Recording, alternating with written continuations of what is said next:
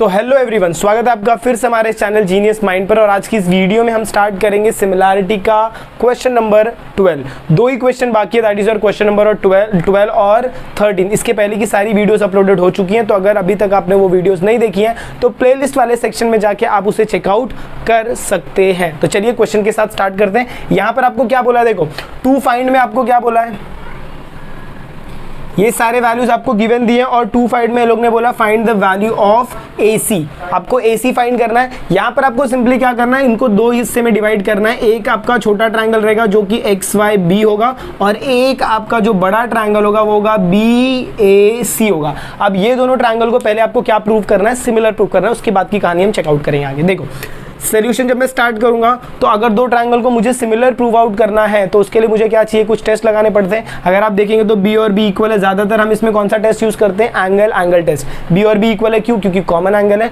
उसके बाद ये line XY is parallel to AC, मतलब ये एंगल इसके इक्वल हो जाएगा बाय करस्पॉन्डिंग एंगल टेस्ट। तो चलिए स्टार्ट करेंगे। क्या लिखोगे, इन ट्रायंगल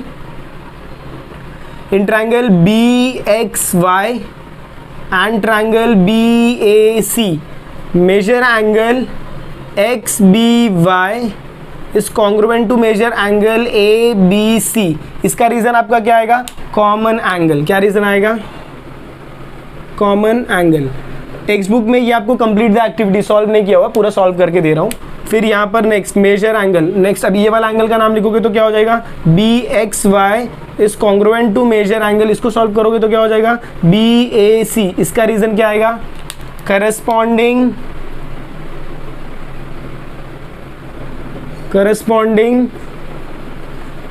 एंगल थ्योरम। इसका रीजन क्या आएगा, करस्पॉन्डिंग एंगल थ्योरम। देयरफॉर कौन से triangle, triangle BXY is similar to triangle BAC। Reason by AA test of similarity, by angle test of similarity से ये पार्ट आपका क्या रहेगा, सिमिलर हो जाए। अच्छा, अगर ट्रायंगल सिमिलर हो गया तो आप क्या कर सकते हो, इनके साइड्स का रेशियो ले सकते हो क्या भाई लोग, बराबर ले सकते हो। रेशियो लोगे तो ये कितना हो जाएगा, देखो BX upon BA is equal to ये क्या हो जाएगा, XY upon AC is equal to first और लास्ट BY अपॉन BC।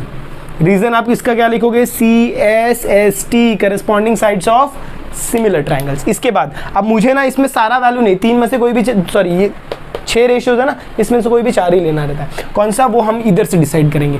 हमको AC चाहिए, AC इधर है, XY दिया, XY दिया, मतलब ये वाला पैर कंसीडर करूंगा, AX और BX। AX किधर दिया है, AX नहीं दिया है, BX दिया डायरेक्ट, और क्या दिया आपको, AB दिया है। अच्छा चलिए, तो हम लोग क्या करेंगे ना, सबसे पहला इसको होल्ड पे रखते हैं, यहाँ से वैल्यूज उठाते हैं। देखो आपको गिवन में क्या दिया है, 2AX इज इक्वल टू आपको कितना दिया है, 3BX दिया है। अगर मैं इसको सॉल्व करूं तो ये BX को इधर लूंगा तो ये कितना हो जाएगा, AX अपॉन, एक काम करते हैं BX को ऊपर ही रख दे, क्योंकि हमको यहाँ पर BX चाहिए ना भाई, BX हमको ऊपर चाहिए। तो क्या करते हैं ना, ये AX को इधर लेकर जाते हैं, बट हमको यहाँ पर BA भी तो चाहिए, ठीक है। BX को इधर लेकर आओ तो ये कितना हो जाएगा, देखो ऐसा हो जाएगा, AX upon BX is equal to, ये जो मेरा 2 है ये इधर जाएगा तो ये कितना हो जाएगा, 3/2। अच्छा, अगर आप ध्यान से देखो, ये AX और ये BX मिलके मेरा AB बनता है। मतलब अगर मैं गलती से यहाँ पर ये BX को इधर ऐड कर दूँ तो मेरा काम हो जाएगा। 9th में अलजेब्रा में आपने सॉल्व किया, जब भी आपको इक्वेशन ऐसा रहता है A/B और इसको आप ऐसे लिखते हैं A + B/B, तो आप क्या लिखते हैं, बाय कंपोनेंडो। तो यहाँ पर आपको क्या लिखना है, therefore by componendo, therefore by componendo. I hope आपको ये पार्ट समझ में आएगा। देखिए कैसे करेंगे, यहाँ पर सॉल्व आउट करता हूँ, बाय कंपोनेंडो। कंपोनेंडो क्या हो जाएगा, ये मेरा AX था, इसके साथ में किसको प्लस कर रहा हूँ भाई लोग, BX को प्लस कर रहा हूँ। किसको प्लस किया मैंने, BX को प्लस किया। नीचे का BX चेंज होगा क्या, नहीं, वो वैसा ही रहेगा, इज इक्वल टू जो काम इधर हो रहा है वही काम इधर भी होगा, तो ये होगा 3 + 2/2। AX + BX, AX + BX आपको क्या देगा, ये देगा आपको AB upon BX is equal to 5/2। But ध्यान दो, इधर मुझे क्या बोला है, देखो मुझे इधर किसका वैल्यू चाहिए, BX ऊपर चाहिए, AB नीचे चाहिए, तो मैं यहाँ पर क्या लगा दूंगा, बाय इन्वर्टेंडो। बाय इन्वर्टेंडो जब मैं लगाऊंगा, इन्वर्टेंडो क्या होता है, उल्टा, तो BX ऊपर जाएगा, AB नीचे आएगा, 2 ऊपर जाएगा, 5 नीचे आएगा। ये वैल्यू मुझे मिल गया। अब मैं यहाँ तक तो आपको समझ में आ गया रहेगा। इसके बाद मैं क्या करूँगा, देखो इसके बाद मैं यहाँ से ये दोनों रेशियोज को उठाऊंगा, यहाँ पर सॉल्व करता हूँ, डायग्राम हटा देता हूँ, अभी इसका कुछ काम नहीं है, ये नहीं रफ कर सकता क्योंकि आपको पार्ट समझेगा नहीं। देखो यहाँ पर सॉल्व करते हैं। अब यहाँ से मैं कौन सा रेशियो उठाऊंगा भाई, bx अपॉन ba का रेशियो। तो यहाँ पर क्या लिखूंगा, bx upon ba is equal to, पहले आपको ये सॉल्व करना है, उसके बाद ये लिखना है, उसके बाद आपको ये पार्ट पे जाना है। तो bx upon ba is equal to xy upon ac। अब इसमें bx अपॉन ba और ab आपका सेम है, तो इसका वैल्यू आपको क्या मिलेगा, 2/5। इसको आप पुटअप कर दो 1, और यहाँ पर आप क्या लिखोगे, फ्रॉम 1 एंड गिवन।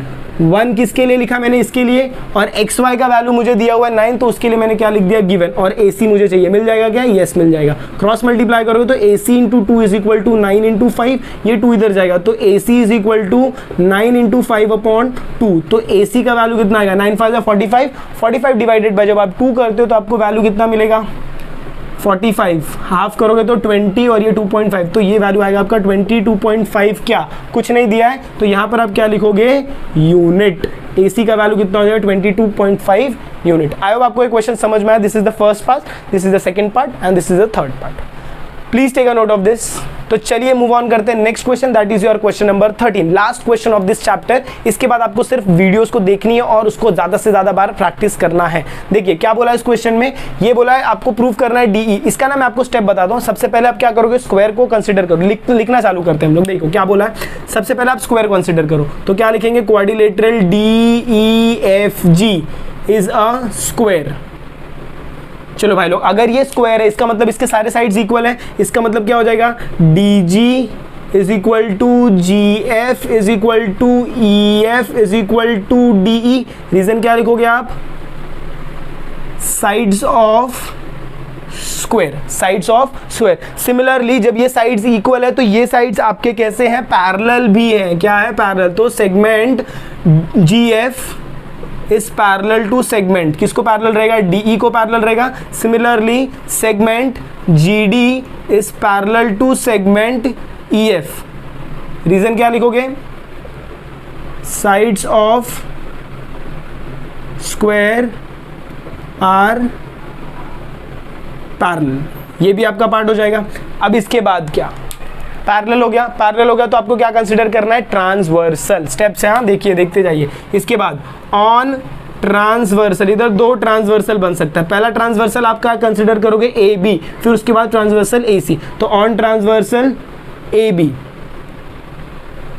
जब मैं ट्रांसवर्सल AB की बात कर रहा हूं तो यहां पर 2 एंगल बनेंगे। देखो कौन से, major angle AGF is congruent to major angle AGF, मतलब ये वाला एंगल और ये वाला angle is congruent to major angle AB। अभी यहाँ पर आप ABD जा सकते हो, या फिर अच्छा एक काम करते हैं ना, हम लोग पहले इसको पैरेलल लिखते हैं। हम लोग ने लाइंस पैरेलल नहीं लिखे ना। देखो ये आपका लाइन जो है ना, GF पैरेलल टू DE तो है ही, बट ये जो GF है ये BC के भी पैरेलल है। तो इसको मैं कन्वर्ट करके कैसे लिखूंगा, segment GF is parallel to segment DE की जगह मैं क्या लिखूंगा, BC लिखूंगा। रीजन क्या लिखूंगा, B dash D dash E dash C। अब इसके बाद मैं क्या कंसीडर करूंगा, ऑन ट्रांसवर्सल। तो क्या लिखूंगा, ऑन ट्रांसवर्सल। कौन सा ट्रांसवर्सल भाई, ऑन ट्रांसवर्सल AB। जब मैं AB ट्रांसवर्सल कंसीडर कर रहा हूं तो यहां पर क्या आएगा, angle AGF is congruent to angle AGF is congruent to angle ABC। आप जा सकते हो, तो आप इसको लिखो ABC। ये फर्स्ट पार्ट हो गया। फिर सेकेंड, ऑन ट्रांसवर्सल। कौन सा ट्रांसवर्सल, ऑन ट्रांसवर्सल AC। जब मैं AC ट्रांसवर्सल की बात करूंगा तो यहां पर क्या होगा, AFG is congruent to angle ACB या फिर ACE। तो यहां पर आप क्या लिखोगे, angle AFG is congruent to angle ACB। और ये दोनों का रीजन आप क्या लिखोगे, करस्पॉन्डिंग एंगल थ्योरम। इतना आपने कंप्लीट कर दिया। इसके बाद देखो आप क्या करोगे ना, इसको स्टेटमेंट नंबर्स प्रोवाइड करोगे। ये आपने रीजन लिखा, इसको स्टेटमेंट 1 पुटअप करोगे, इसको स्टेटमेंट 2 पुटअप करोगे, और ये इसका क्या रहेगा, रीजन रहेगा। अब इसके बाद आप क्या कंसीडर करना चालू करोगे भाई, ट्रायंगल। तो सबसे फर्स्ट आप जो 2 जोड़ी को कंसीडर करोगे वो क्या रहेगा, in triangle AGF and triangle GDB।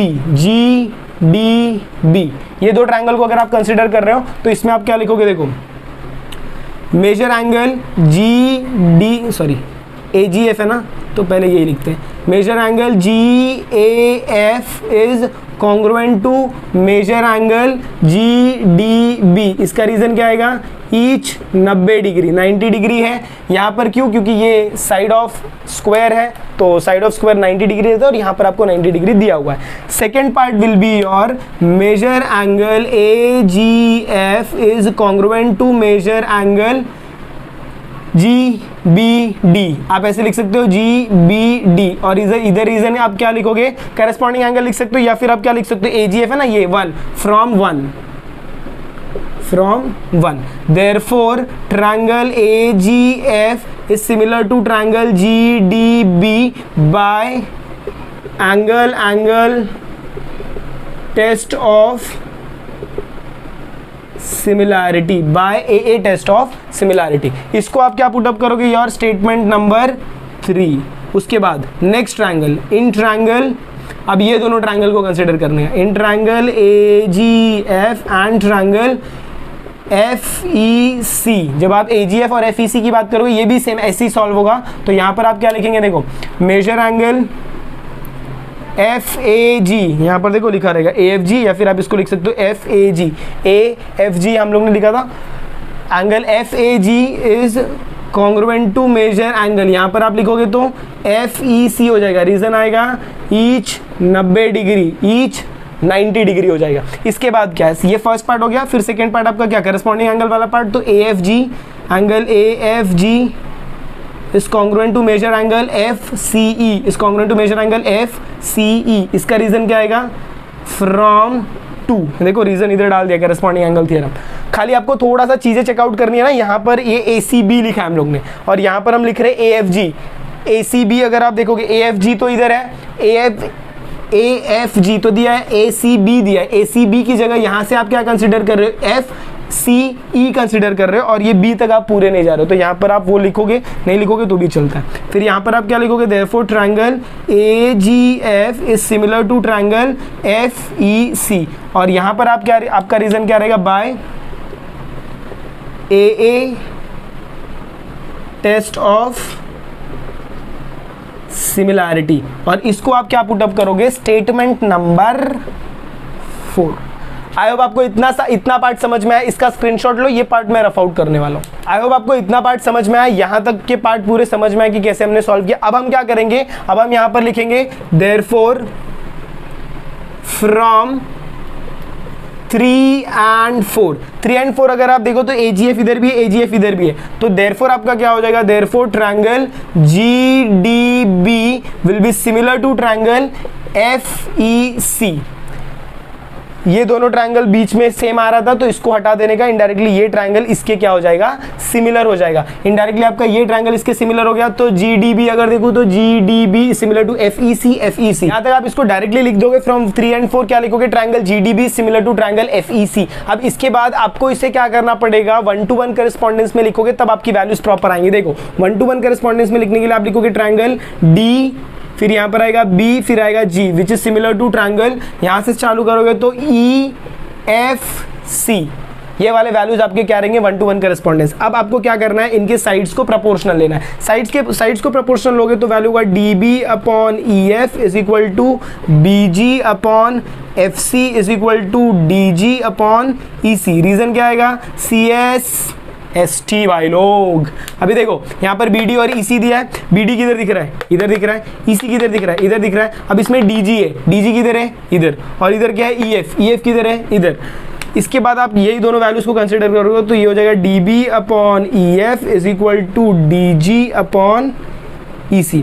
एक और बात की बात बताओ, क्या शुरुआत में हम लोग ने क्या लिखा था, sides of square. Sides of square में ये जो दोनों वैल्यू हैं ये किसके इक्वल थे, DE के इक्वल थे। देयरफॉर आप नेक्स्ट स्टेटमेंट में क्या लिखोगे, DB upon is equal two upon EC।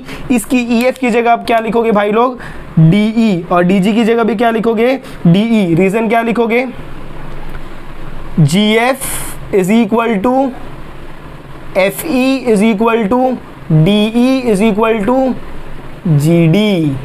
अब इसके बाद आप क्या करो, क्रॉस मल्टीप्लाई करोगे तो DE square is equal to DB into EC, ये हो जाएगा आपका प्रूफ वाला वैल्यू। आई होप आपको क्वेश्चन समझ में आया, बहुत ही सिंपल था, बट थोड़ा सा बोलते हैं ना लिंक आपको बनाना पड़ेगा। यहाँ पर आपको इस पे ज़्यादा ध्यान देना है कि आप 1-to-1 करस्पॉन्डेंस में लिख रहे हैं। 1-to-1 करस्पॉन्डेंस लिखेंगे तो ही आपका सम राइट आएगा, वरना राइट आने का कोई चांस नहीं है। तो आई होप आपको वीडियो पसंद आई। अगर आपको ऐसा लग रहा है कि येस यहाँ पर कुछ इंटरेस्टिंग पढ़ाया जा रहा है, मेहनत हो रही है, तो प्लीज़ वीडियो को ज़्यादा से ज़्यादा शेयर करें। चैनल पर नए हैं तो चैनल को सब्सक्राइब करना ना भूलें। मिलते हैं अगली वीडियो में इसी के कंटिन्यूएशन के साथ, तब तक के लिए have a good day and take care.